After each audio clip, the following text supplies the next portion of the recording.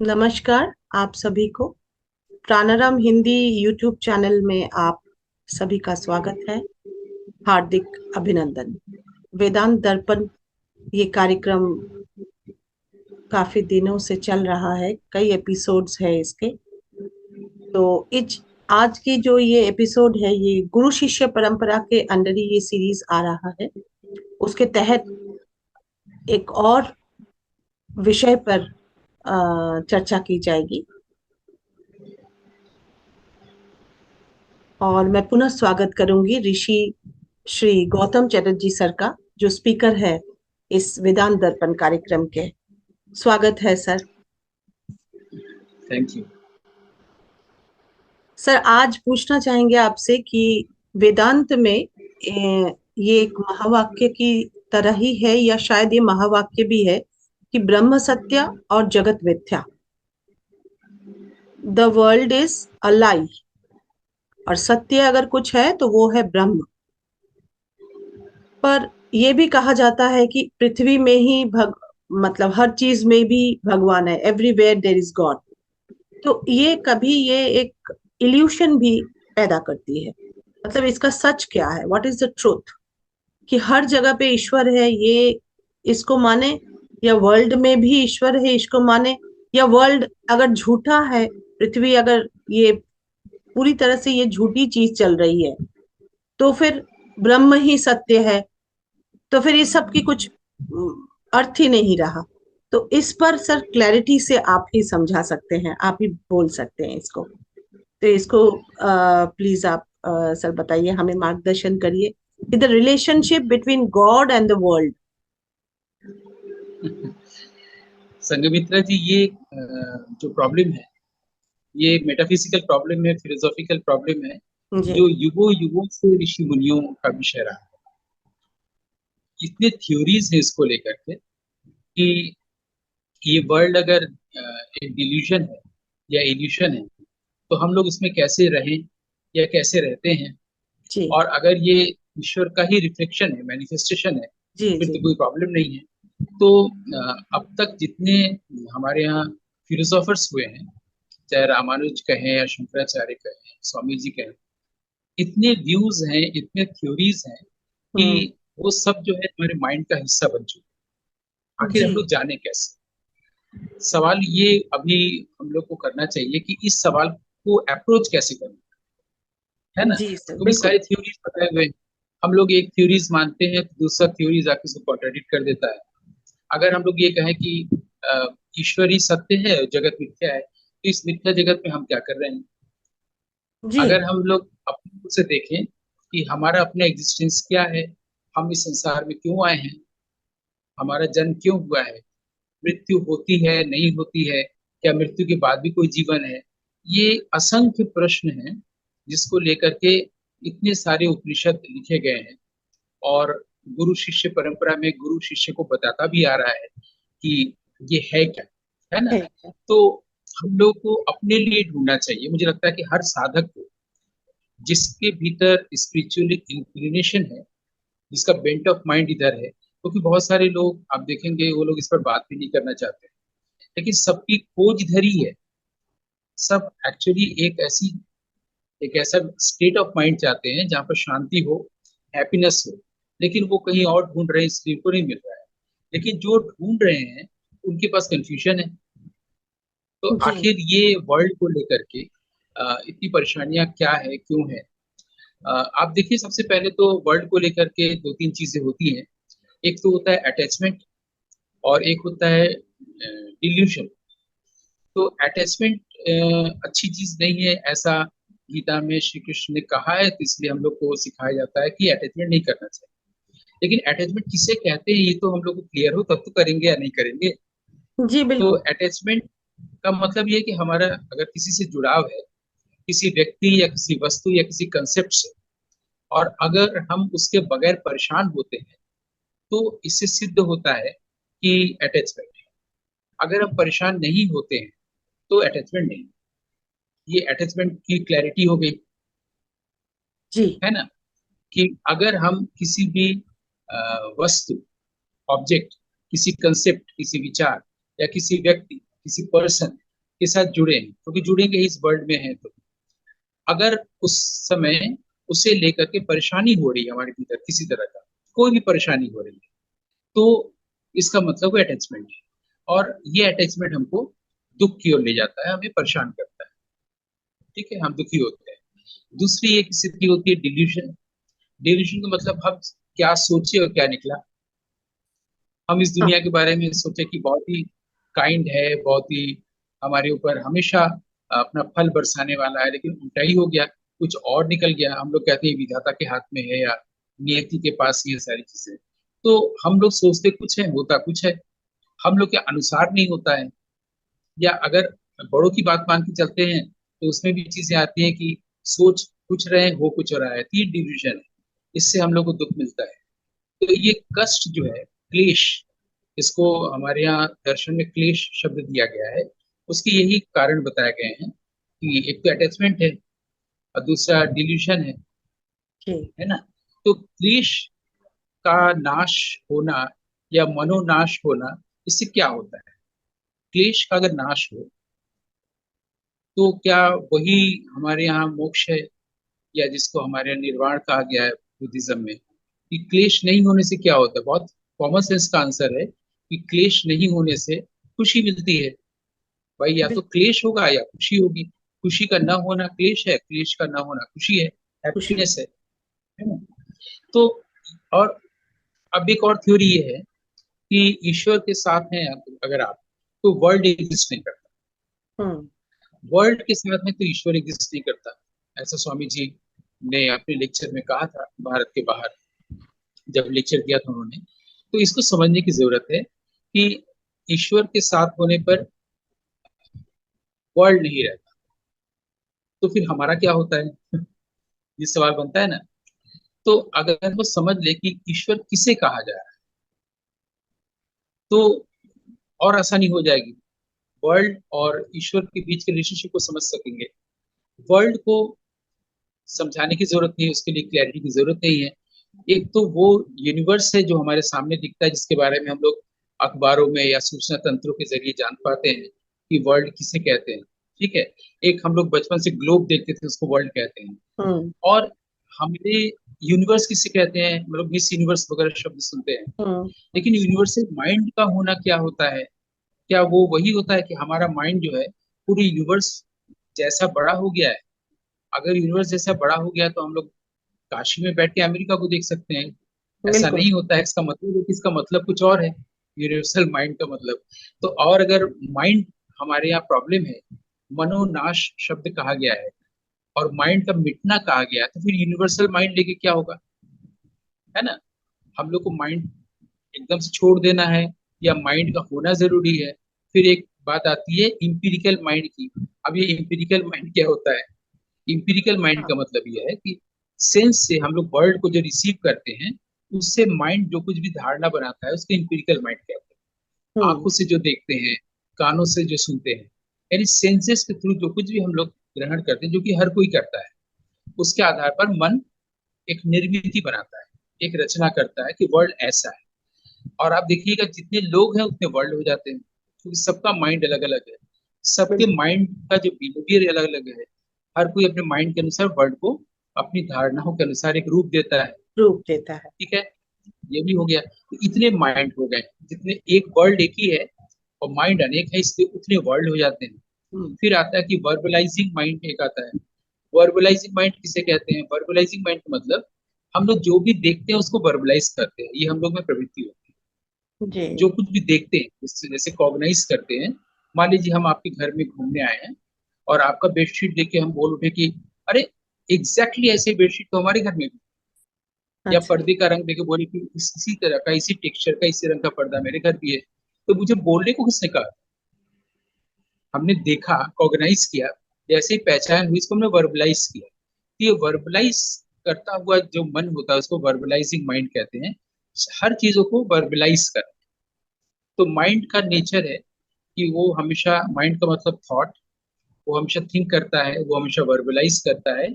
और वो वही ग्रहण करता है जिसको सेंसेस देते हैं, यानी कि हम्म। Empirical mind. ठीक है। तो जब हम इंपिरिकल माइंड के साथ हैं, जब हम माइंड के साथ हैं तो वर्ल्ड के साथ, जी। माइंड क्लियर हो गया, वर्ल्ड क्लियर हो गया। अब दूसरी चीज आती है कि गॉड क्या है, सेल्फ क्या है। सिर्फ क्या है। मन के न होने पर ही गॉड क्यों होगा?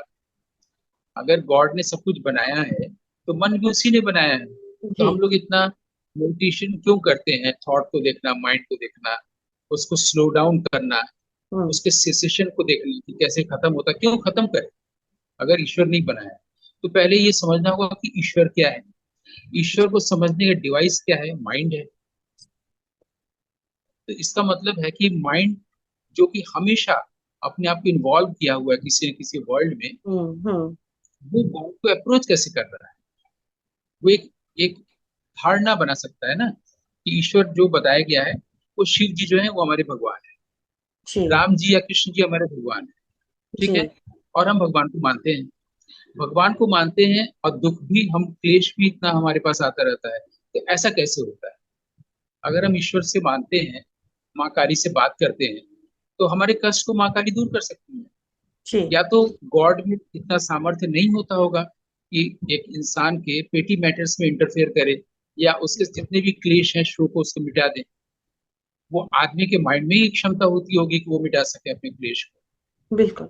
बड़े लोग, बड़े महापुरुष लोग जो कह गए हैं, उसको फॉलो करिए और क्लेश को मिटा दीजिए। गॉड जैसी कोई चीज होती नहीं है।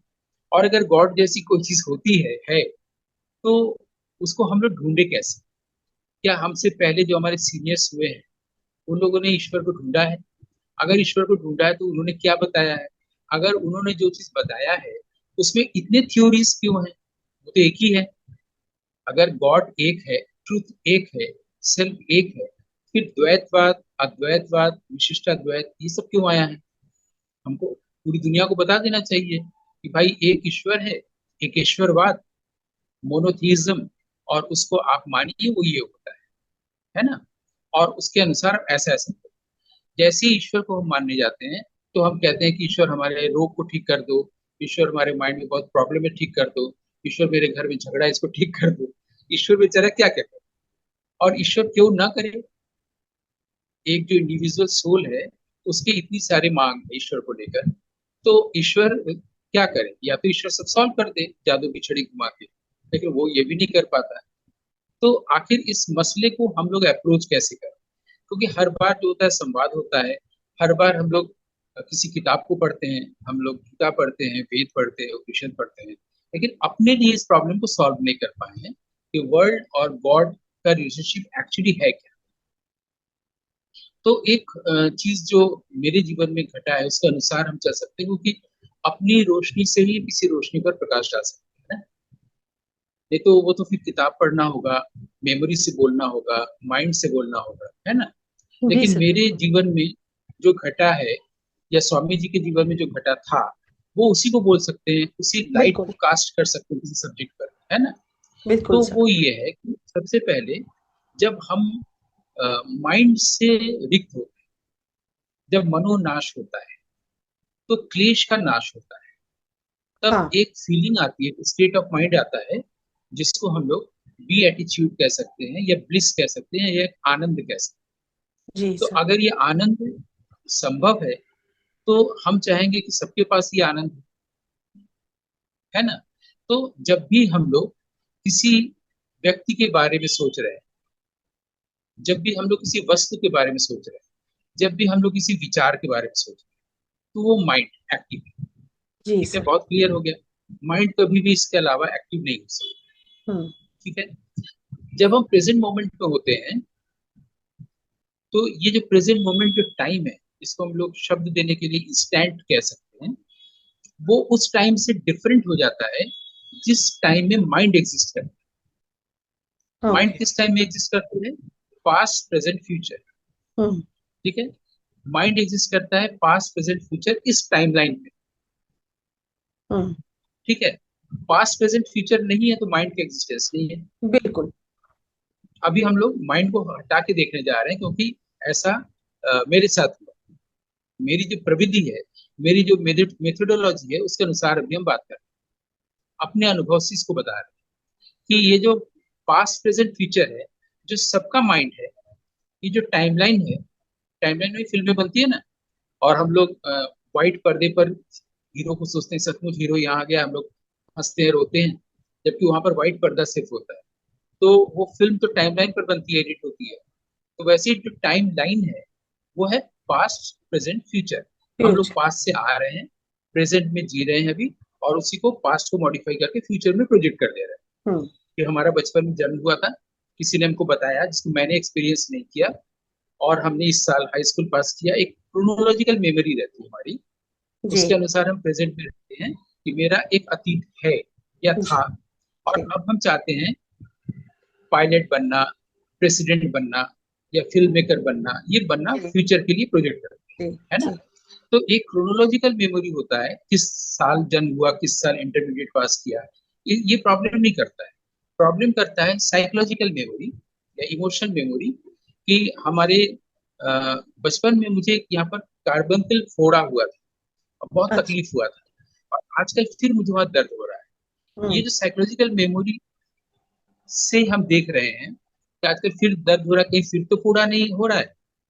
हम्म। ये जो डर पैदा होता है, दुख पैदा होता है, ईर्ष्या पैदा होती है, ये जो साइकोलॉजिकल स्टेटस है हमारा, ये क्लेश आता है। क्रोनोलॉजिकल मेमोरी क्लेश नहीं रहता, साइकोलॉजिकल मेमोरी हमें क्लेश देता है। तो साइकोलॉजिकल मेमोरी हमेशा पास्ट पर डिपेंड है, तो अगर पास्ट को हटा दिया जाए तो क्लेश हट जाएगा। पास्ट को हटा के ऐसे दिया जाए साइकोलॉजिकल मेमोरी को, क्योंकि अगर वो हट जाएगा तो हम लोग प्रेजेंट में सीधे आ जाएंगे, और हम लोग जैसे ही प्रेजेंट में आ जाएंगे, अभी उस प्रेजेंट में नहीं जाएंगे जिस पे स्टैंड कर रहे थे। अभी नॉर्मल प्रेजेंट में हम लोग हैं, कि आज जो राजनीतिक सामाजिक स्थिति है हमारे देश की, इस प्रेजेंट में आ रहे हैं। लेकिन इस प्रेजेंट में आते ही पास्ट खत्म नहीं हुआ है, क्योंकि पास्ट एक्टिव है तभी हम बोल पा रहे हैं। अगर बिल्कुल। हमारे पास पास्ट नहीं होगा, तो थॉट नहीं होगा, तो हम वर्बलाइज नहीं कर सकते, तो हम कुछ बोल ही नहीं सकते। बिल्कुल सर।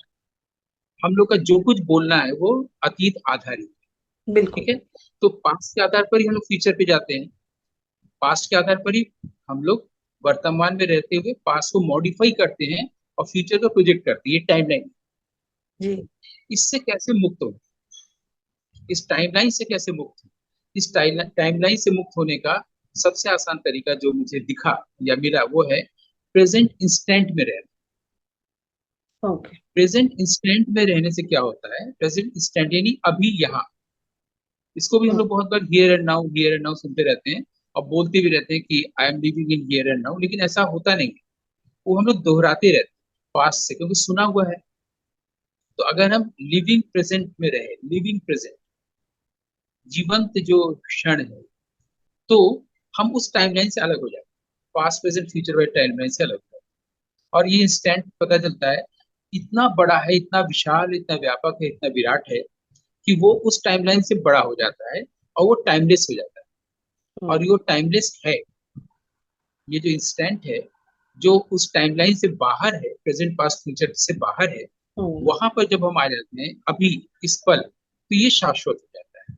यानी उसके अंदर न जाने कितने हम लोग के लाइफ्स आ जाते हैं, हम लोग के बॉडीज आ जाते हैं। अगर ये बॉडी नहीं है तब भी हम वहां पर हैं।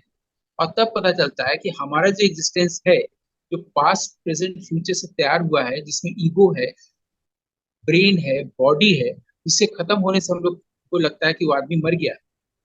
ऐसा नहीं होता है। हम जब इस इंस्टेंट को फील करते हैं और इस टाइमलाइन से बाहर आ जाते हैं, टाइमलेस इंस्टेंट में आ जाते हैं, तो हम बॉडी, इंटेलेक्ट, ईगो, माइंड, इससे भी बाहर आ जाते हैं, और हम सिर्फ हैं, बीइंगनेस में हो जाते हैं, सेटल हो जाते हैं। और तब पता चलता है कि आई एम ऑलरेडी दैट। और इस स्थिति में होना, दिस इज गॉडलीनेस, ठीक है। इसको हमारे यहाँ दो तरह से बुद्धिज्म में देखा गया है। एक तो ये है कि निर्वाण ही हमारा लक्ष्य है, जी। फाइनल, जिसको कहते हैं कि हमेशा मोक्ष मिल जाना। और दूसरा ये है कि नहीं, प्रज्ञा का होना, प्रज्ञा ही ब्रह्म है, वहां होना, ये दो है। जो हीन यानी है वो कहते हैं कि निर्वाण ही हमारा उद्देश्य है। जो महायानी है वो कहते हैं नहीं, प्रज्ञा और करुणा ये हमारा उद्देश्य है जीवन, जीवन में प्राप्त करने का। प्रज्ञा का मतलब जो होता है, उसको अंग्रेजी में कह सकते हैं हम लोग कि इंट्यूटिव विजडम, हम्म। या इंट्यूटिव इंसाइट, या ट्रांसेंडेंटल विजडम। ये जो हम जिस पल में अभी आ गए हैं, ये हमेशा ट्रांसेंड करता है। ओके। तो इसको कह सकते हैं कि हम लोग सेल्फ में हैं। तो सेल्फ का मतलब है ट्रांसेंडेंटल विजडम। और इस समय भाव क्या होता है, वो करुणा का होता है, यूनिवर्सल लव का होता है। तो यूनिवर्सल लव और ट्रांसेंडेंटल विजडम, या यूनिवर्सल लव और ट्रांसेंडेंटल इंसाइट, दोनों को मिला के अगर हम एक शब्द देना चाहें कि परिचय क्या है ऐसे व्यक्ति का, ऐसे योगी का, ऐसे महापुरुष का जो अभी है, उसका परिचय होगा गुडनेस। जी बिल्कुल। अगर उसके आचरण में गुडनेस है तो इसका मतलब उसका प्रज्ञा है, उसके पास करुणा है। ऐसा व्यक्ति उस सेल्फ में रहता है जो अभी है और हमेशा है। जब आप इस स्थिति में आ जाएंगी तब माइंड का काम बिल्कुल गायब हो गया। माइंड आपके अनुसार चलेगा, वर्ल्ड आपके अनुसार चलेगा, प्रकृति आपके आपकी अनुगामिनी हो चुकी है। आप लॉ ऑफ पॉजिशन से बाहर आ जाएंगे, then you are not subject to birth, growth, decay and death. अब डेथ नहीं होने वाला है। अब जो प्रज्ञा है वही ब्रह्म है, वही मैं हूं। तो ये कहने में साहस लोगों को नहीं मिलता है कि मैं ही ब्रह्म हूँ, क्योंकि जी। अहम ब्रह्मास्मि कहा तो गया है, मैं ही ब्रह्म हूँ।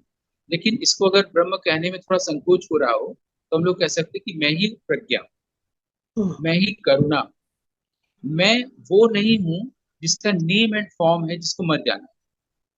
अभी तक जी। मैं वो था जो नेम एंड फॉर्म था। अब मैं वो हूँ जो हमेशा हूँ, और मैं प्रज्ञा हूँ, मैं ब्रह्म हूँ। ठीक है। और यही आचरित हो रहा है। कैसे हो रहा है? अब हमारा ध्यान ही नहीं जा रहा वर्ल्ड की ओर। वर्ल्ड के एक एक व्यक्ति, एक एक वस्तु, एक एक विचार पे जो हम विचार करते थे, सोचते थे, वो तो खत्म हो चुका है। सब कुछ सेटल्ड हो गया है। हमारा ध्यान ही नहीं जाता कि वर्ल्ड का क्या हुआ। वर्ल्ड का। जबकि जी। हमारा जो माइंड है वो अब बहुत ज्यादा एक्सपेंड हो गया है। और अगले एपिसोड में हम लोग चर्चा करेंगे कि ये एक्सपैंड होना क्या होता है। क्योंकि अगर हमारा गॉडलीनेस एक्सपैंड हो रहा है तो फिर वर्ल्ड का क्या हो रहा है। अभी तो ये क्लियर हो गया, जब आप सेल्फ में हैं तो वर्ल्ड एग्जिस्ट नहीं कर रहा है, जो स्वामी जी कह रहे हैं। जी। जी। वर्ल्ड की कोई बात आपको माइंड में आ ही नहीं रही, माइंड ही नहीं रहा, आपसे सेल्फ में है। और जब आप माइंड में हैं तो पूरा वर्ल्ड की एक एक बातें आपको याद आ रही है, एक व्यक्ति याद आ रही है। तब आप गॉड के साथ नहीं है, सेल्फ के साथ नहीं है। तो it is better to yes, ये स्टे। तो है सर। अगर आप सेल्फ के साथ हैं, या आप सेल्फ हैं, आप गॉड हैं, तो आपको वर्ल्ड परेशान नहीं कर रहा है, जो कि सांप जैसा है। तब वो रस्सी है जिसको हम सांप समझ रहे थे माइंड में होने के कारण। माइंड में होने के कारण रस्सी हमें सांप दिख रही थी और हम डर रहे थे। अब डर। हमें दिख गया है क्योंकि हम सेल्फ में हैं, तब वो रस्सी। अगर कुछ क्लियर हुआ तो स्नेक अच्छी एंड द बात। रोप। हाँ, वो इल्यूशन वो होता है। जी सर, तो बिल्कुल। डिसीजन बनता है, ये क्लियर हो गया। गॉड हम किसे कह रहे हैं ये क्लैरिटी सामने आई, है ना। सेल्फ किसे कह रहे हैं, ईश्वर किसे कह रहे हैं, वर्ल्ड किसे कह रहे हैं, माइंड की क्या भूमिका है। जितना हम इसको आसान करते जाएंगे उतना हमारा जीना भी मुश्किल नहीं रहेगा, बिल्कुल आसान हो जाएगा। और हम सब लोग गॉड के साथ रहेंगे, गॉडलीनेस में रहेंगे, क्योंकि हम सभी लोग इस अमृत के संतान हैं, डिजर्व करते आज का समय सर धीरे धीरे धीरे धीरे, पर ऐसे भी था। धीरे धीरे धीरे धीरे ऐसा हो रहा है कि कहने का अर्थ ये है कि ये एक जैसे एक प्रोजेक्शन टाइप का है। एक बल्ब अगर जल रही, रोशनी हो रही है, तो उसकी प्रोजेक्शन में जहां जहां सूर्य सूर्य जहां जहां किरण वो हो रहा है, उसका जो रिफ्लेक्शन आ रहा है, उसका जो लाइट आ रहा है वहां पे, अब जहां पर सूर्य नहीं पहुंच रही वहां पे अंधेरा है, वहां पर अंधेरा है। तो वर्ल्ड को भी इस प्रकार से इट्स एन एक्सप्रेशन, वेदांत में मैंने पढ़ा था जो, कि उसमें ये it's an expression like reflection. उसमें जो जो दिख जाए, that is a world actually. पर अब जब वो चली जाएगी रोशनी, तो फिर वो अंधेरा हो जाएगा। वो जगह फिर अंधेरा हो जाएगा जब ये सूर्य चला जाएगा वहां से, या जो लाइट है वहां से, जो सोर्स हैं। ऑफ इसको लाइट है। ऐसे समझ सकते हैं, ऐसे समझ सकते हैं संगमित्रा जी कि अ, सूरज नहीं होता है तो तारे दिखते हैं। जी। सूरज के होने पर तारे नहीं दिखते हैं, लेकिन इसका मतलब ये नहीं कि तारे रहते नहीं हैं।